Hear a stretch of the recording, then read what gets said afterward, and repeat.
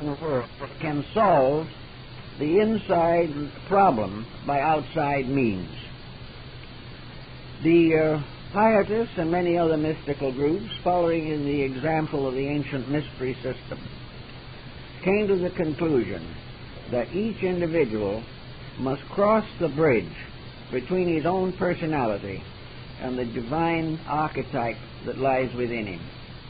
Man is a many-fold creature, of which only a small part is visible. The invisible part of man is much more splendid, much vaster in its potentials, more reliable in its testimonies, more inevitable in its ends.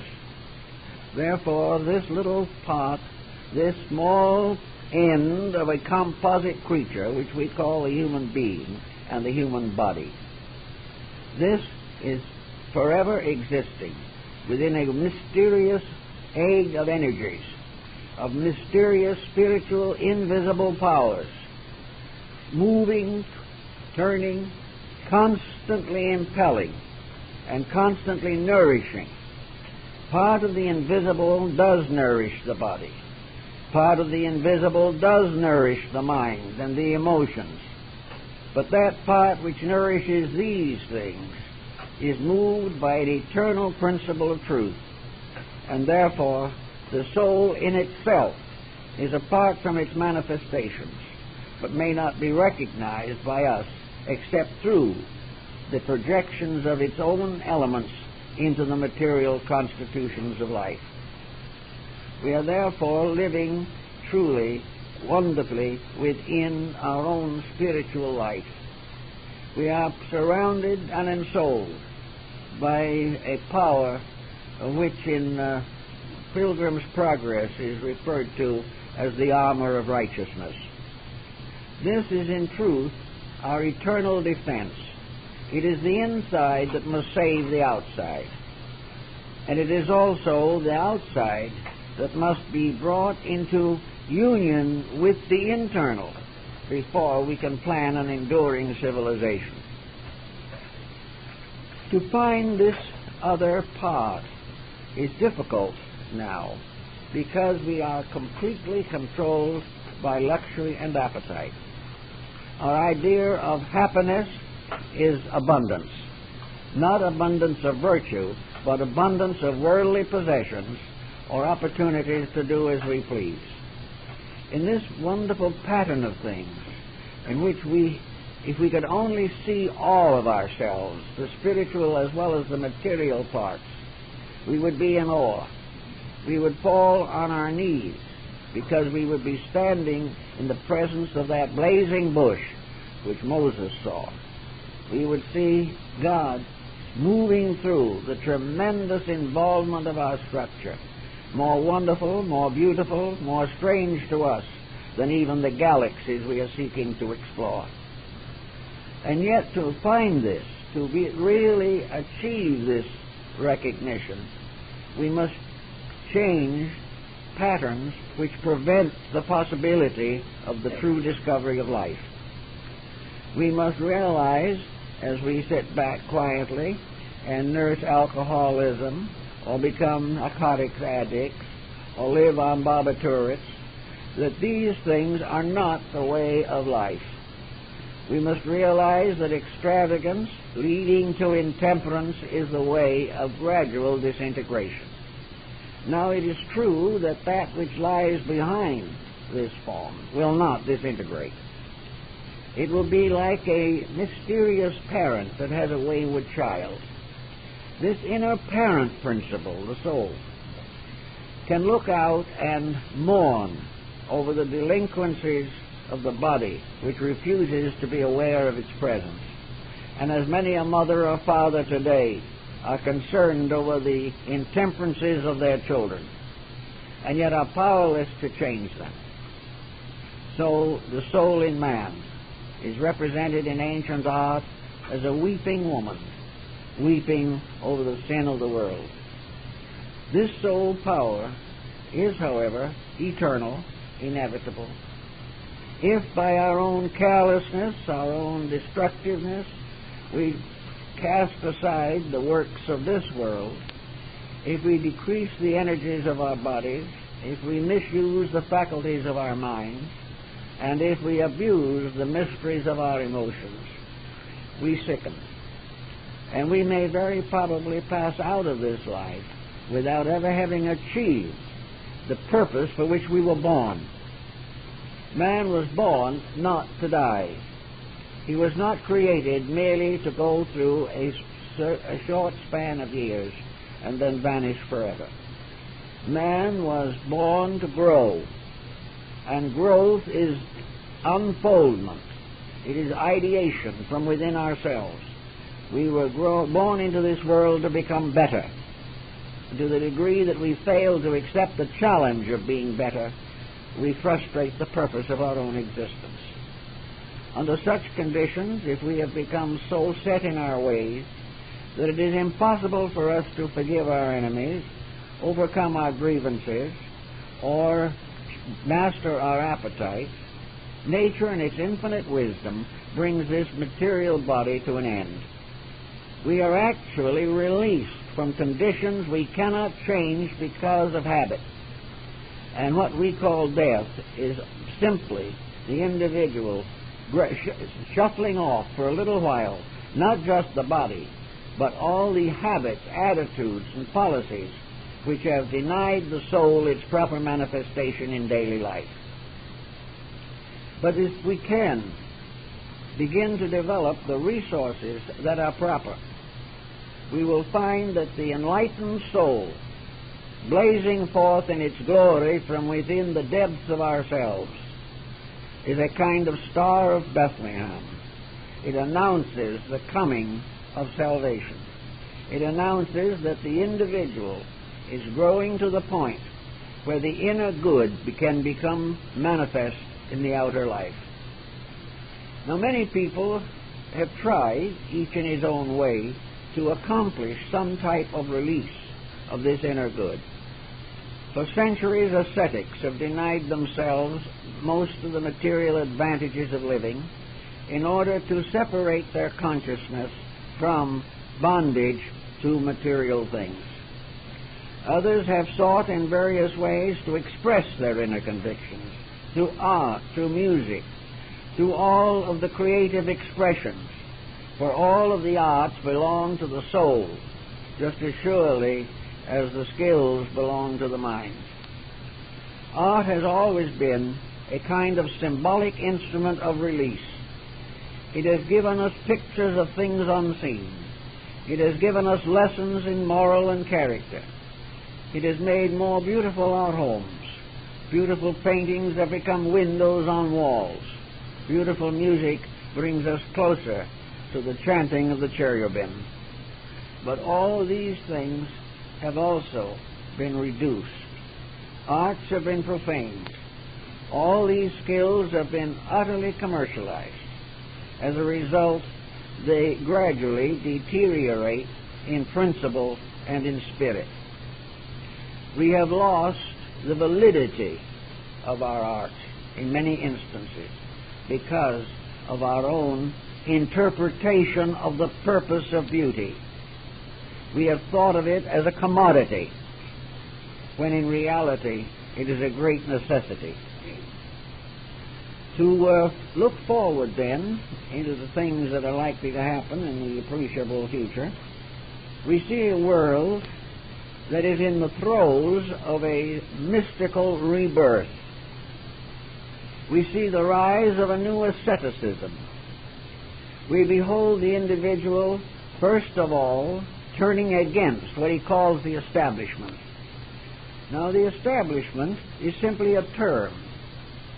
There's a little story about a schoolboy who came home with long hair. The parents didn't like it very well and asked him why he did it. And he said, because that is a way of badging a determination to resist the establishment. It is a proof I'm against the establishment. Well, the parent said, can't you prove it some other way? He said, certainly not, because if I don't do it this way, our establishment will not be able to go on. So he belonged to an establishment built upon long hair, as a rebellion against an establishment built upon long dollars. The problem just shifts its position, but is not solved.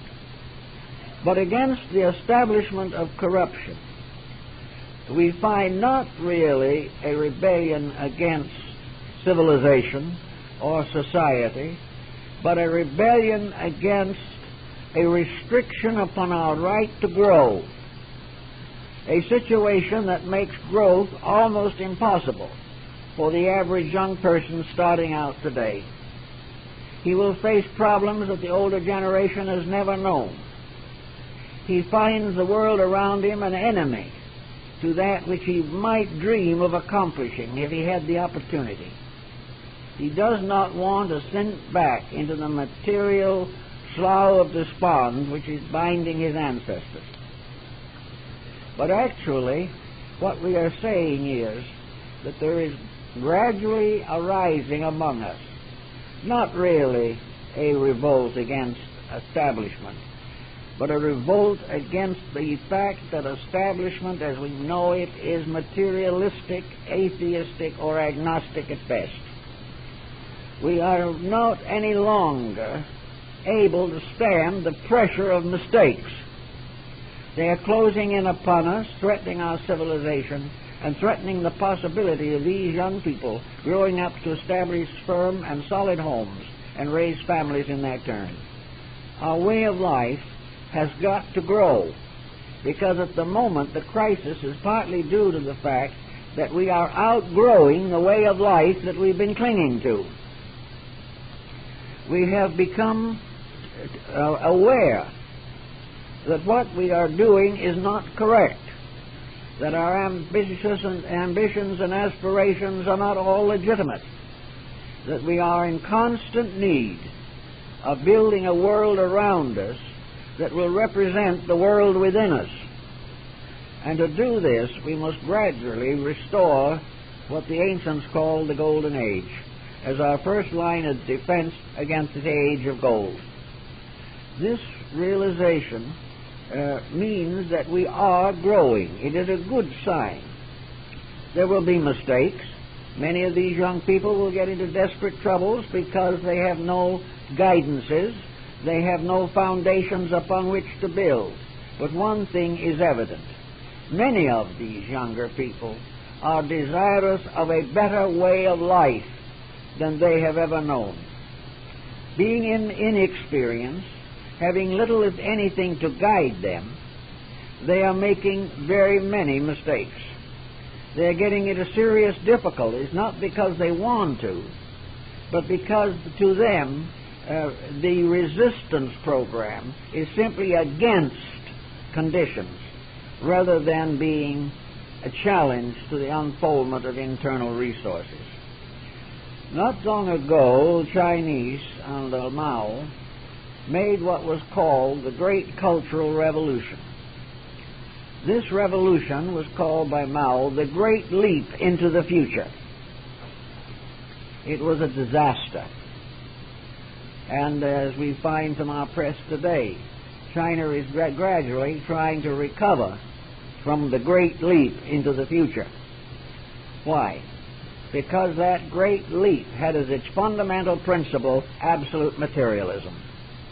It was to be a leap into industrial success, a leap into wealth, power, world control. It was a leap into a condition in which the rules of Karl Marx were to take the place of the laws of Confucius.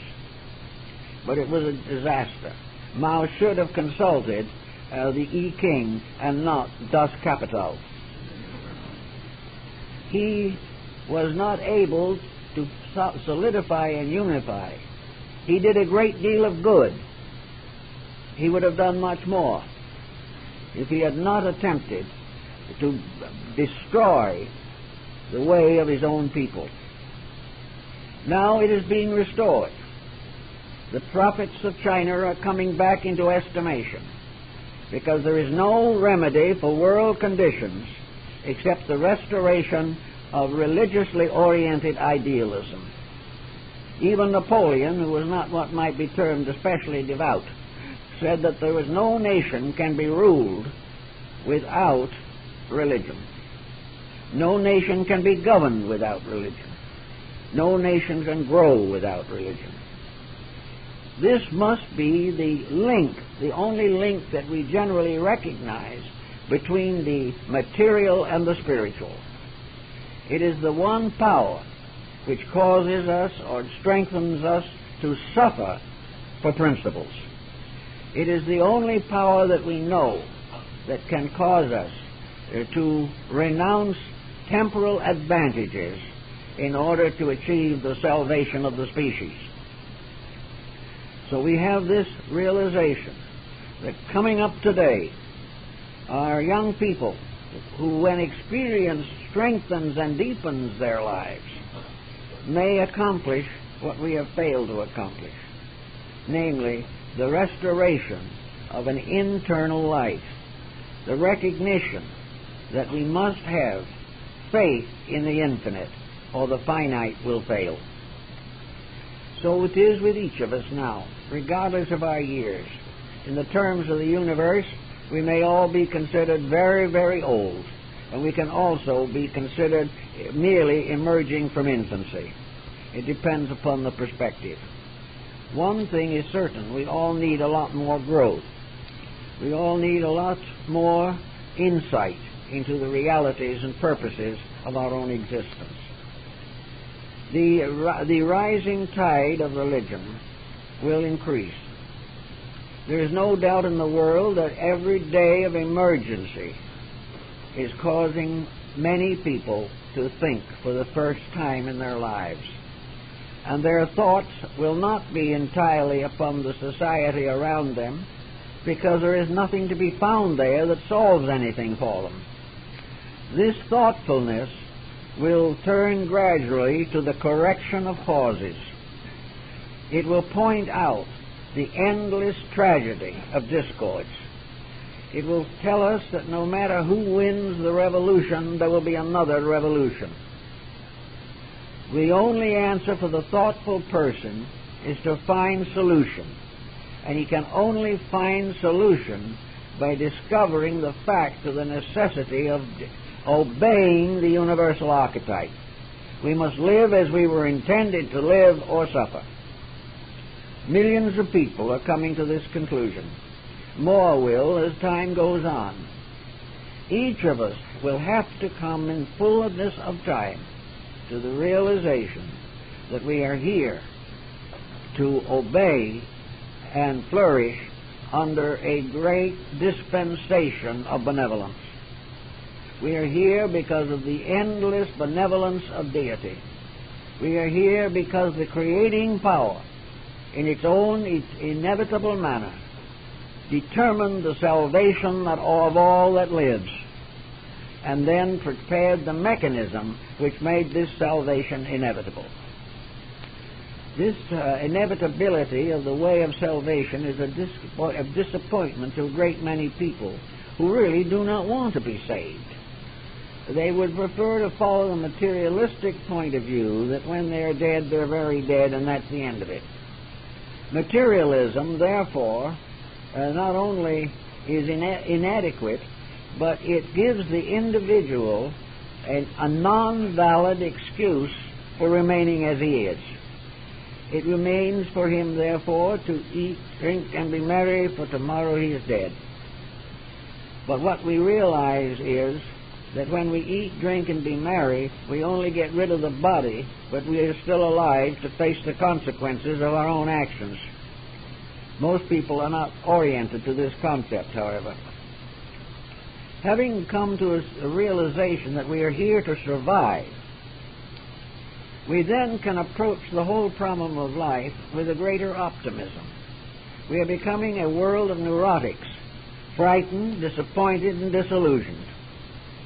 But what we are really being disillusioned in is our own mistakes. We are existing in the proof and consequences that we didn't do it right. Now, this is an important discovery. because it can lead us to realize that we must find out what is right and stay with it. This is all part, therefore, of cosmic growing pains. We are like children who, coming up through adolescence, develop all kinds of ailments, from acne to neurotics. While they are trying to work with this body, they suffer from the measles, the mumps, and all kinds of ailments. They also suffer from the awkwardness of their own unadjusted psychological structure. They are in the process of gradually growing up. At any point along the way, it might be a disappointing situation. There are many children that do not look as though they will ever grow up, but most of them do. And the problem child of today is the good citizen of tomorrow. The problem humanity of today is the cooperative commonwealth of tomorrow. We are simply growing, and growing is not a source for discontent or despair. If we were able to continue in our mistakes forever, then there would be cause for despair. If the problems that face us now were going to be our problems till the end of eternity, who would want to live? Actually, however, change comes in. And in nature, when men disobey and get punished for their disobediences, the change is gradually but inevitably for the better. We are slow of learning, however. We cling desperately to the attitudes that we have long held and simply refuse, if we can avoid the challenge, to change our ways. Therefore, instead of worrying about this problem, instead of getting all unhappy about the terrors of the times, let us realize that they are part of a plan in which there is neither death nor destruction. As the Bhagavad Gita so beautifully points out, the great war of the world is not the end. The great war of the world is a constant testing by which we divide weakness from strength and gradually strengthen that which is weak. There is no death, but only a change of worlds. There is no end of anything but ultimate perfection. And it is that ultimate perfection which we want to cooperate with in every way possible. We want to do our share in leading the world from its immaturity to a condition of true integration, true security, true maturity. If we will change our point of view, we can do it a little bit, or help ourselves, by two concepts which may be useful to us. The first is faith. Without faith, works are impossible. Without faith, nothing can grow. Without faith, we are constantly living in an insecurity. Faith tells us that there is hope. Faith tells us there is purpose.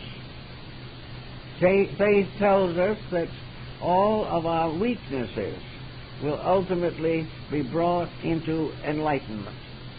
Faith tells us there is a reason for what is happening to us, that reason is good, and that if our faith is great enough, we can face the emergency without fear or despair.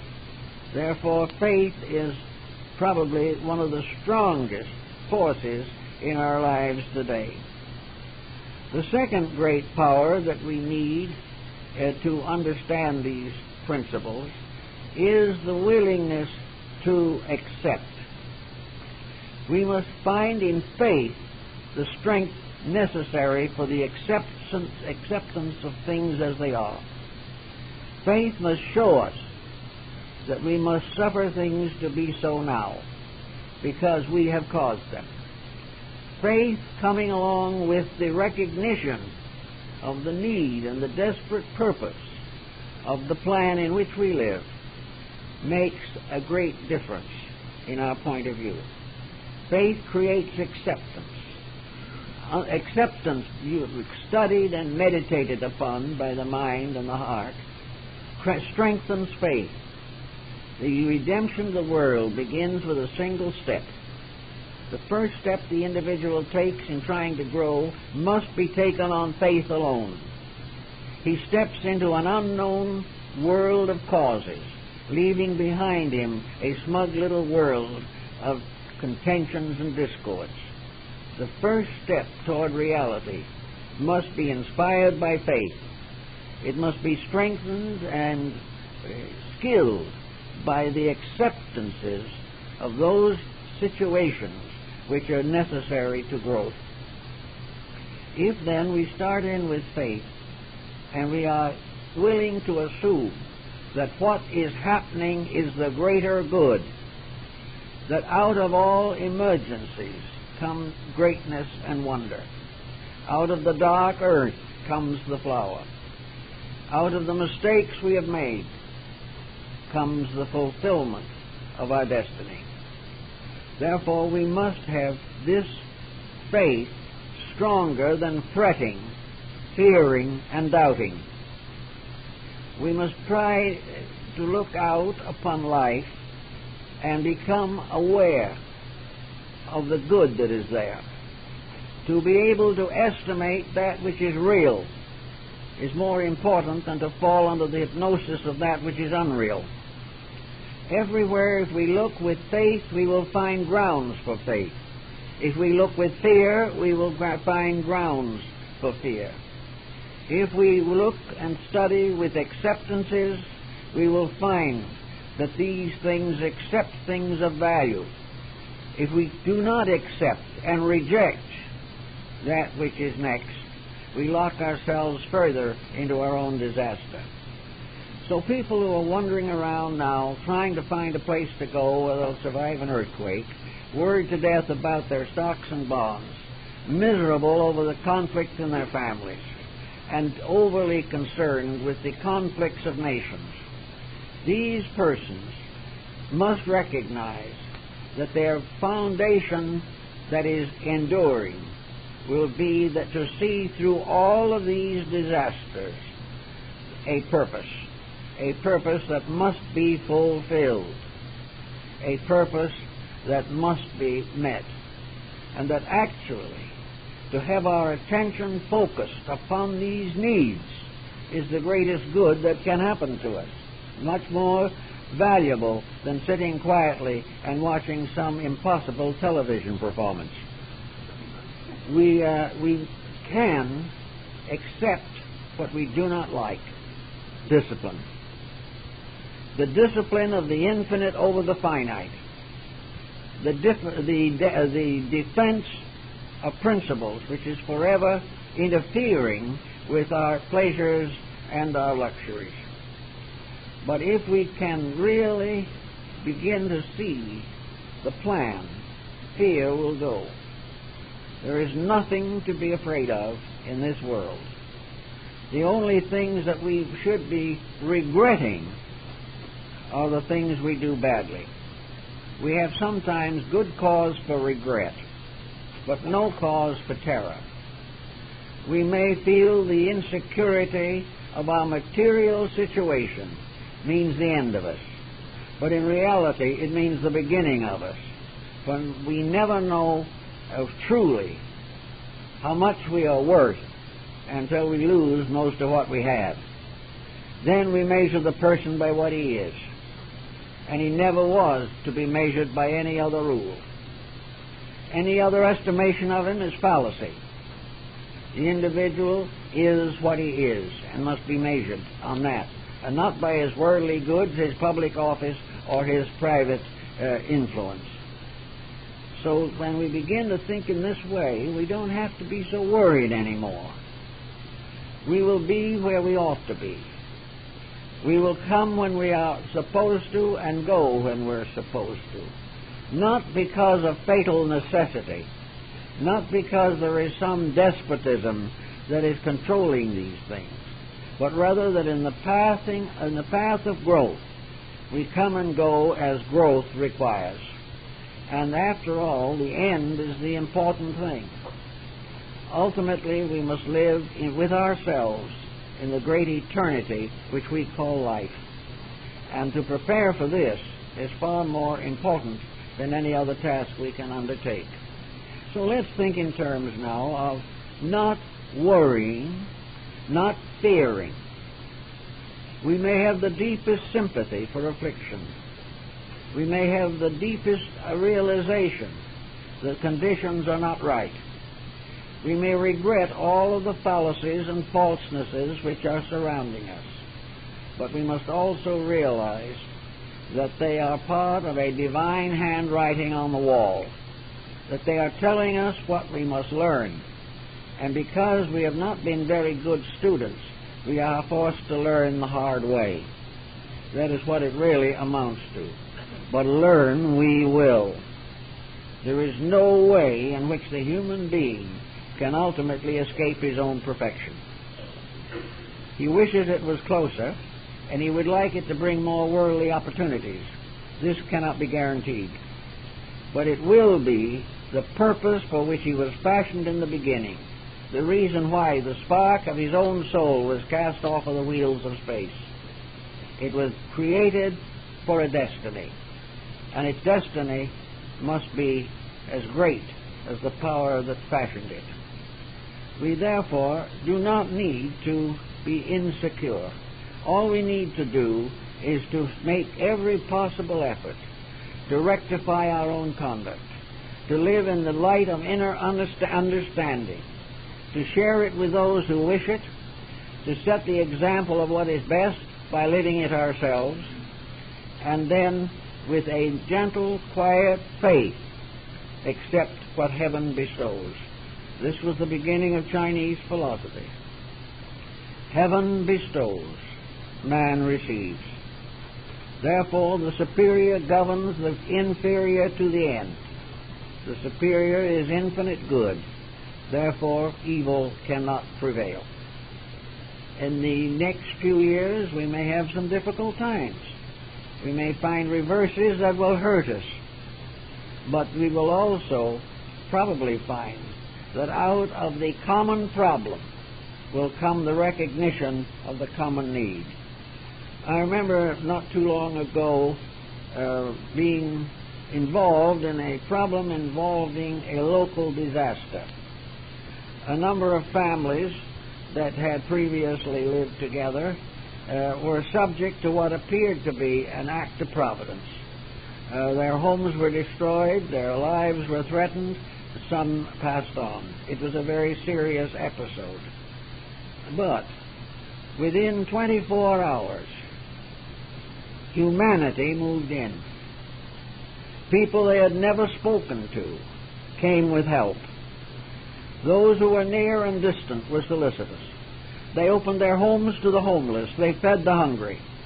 Not because of law, but because it was their own natural human instinct. And whenever disaster strikes, the human instinct is to help. When a world disaster becomes sufficiently acute, the world instinct will be to solve and to help. And those who had never known each other in prosperity became friends for life as a result of adversity. This is only a symbol, but it points to something. It points to the fact that in our troubles we come together. And the ultimate purpose of life is that we shall come together. In our prosperities we go our own way. We do not know those close to us. But when trouble comes, humanity rallies to it. And from all over the world, help comes when need arises. This is the situation when the world's problem reaches the condition in which it touches us in the heart instead of in the pocketbook. We will begin to see differently. And out of the misfortunes and tragedies of the moment comes the union of all that lives in one great fraternity of cooperation. We must find that it is necessary. We must also realize that through helping those in need, serving those in trouble, bringing peace to those in pain, we suddenly find a new relationship, a relationship that is not of blood, perhaps not even of a previous friendship, but a relationship of man's natural desire, inevitable soul-seeking within himself, to bring help to those in need. The world is in need today. And this need grows greater. Human beings will more and more forget their own little selfishness and unite to ease the pains of the world. Thus the will of heaven is fulfilled upon earth.